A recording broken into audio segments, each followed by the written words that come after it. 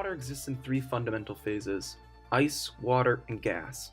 We witness water in these ways in our everyday lives, from the ice we use to chill our drinks to the steam that is created from our showers. But why does this phenomenon occur? How can water undergo these changes in relatively short durations of time?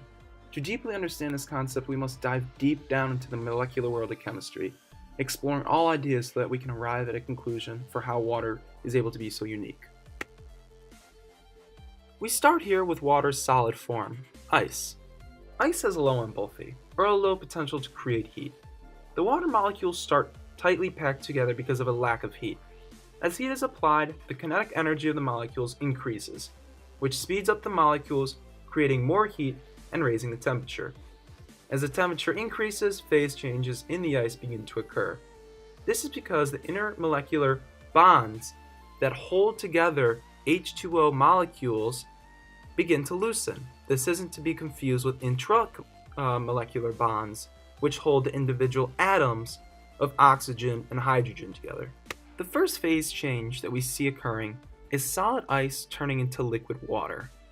This is happening because as heat is introduced to the system, the intermolecular forces begin to loosen. As more time goes on, the intermolecular forces get weaker and weaker, causing H2O molecules to separate out. This space forms liquid water. During this process, only the intermolecular bonds are affected and not the intramolecular bonds. Those are never loosened or broken because this is a physical change, not a chemical change. Liquid water differs from its counterpart, solid ice, in its molecular makeup. Molecules are more spread out now. They're not going haywire, but they're more loose. The final phase change that we see occurring now is liquid to a gas. For this process to occur, there must be enough energy or heat to completely break the intermolecular forces. The amount of energy required is called the heat of vaporization. The heat of vaporization of water is very high because water has hydrogen bonds. Hydrogen bonds are really strong bonds that require a lot of energy to break. We see now the final stage of water, it in its gaseous stage. By now, the intermolecular forces of the H2O molecules have completely broken, allowing H2O molecules to be free to scatter wherever.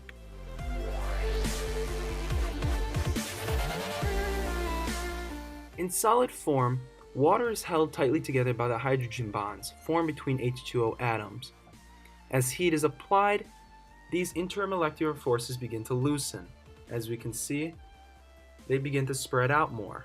We enter the liquid phase, where the intermolecular forces still exist between the H2O molecules but are just weakened, causing molecules to separate out more. As more heat is added, we enter the gas phase, where the intermolecular forces are completely destroyed, causing H2O atoms to be free. A cooling curve is essentially the same thing as a heating curve, except showing the process in reverse: a gas to a liquid to a solid. We start with gas. As heat leaves the system, gas begins to condensate.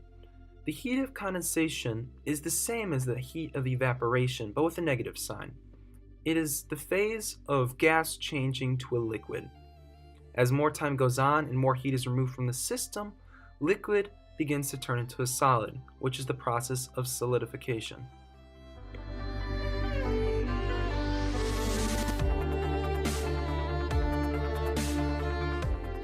The heating curve represents everything that happens to water during phase changes, from solid to a liquid, from a liquid to a gas.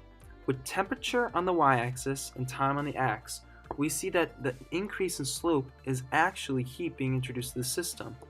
A plateau indicates that a phase change is happening, except for the gas. The gas is an always increasing slope because the gas will continually go up until all the water is actually evaporated.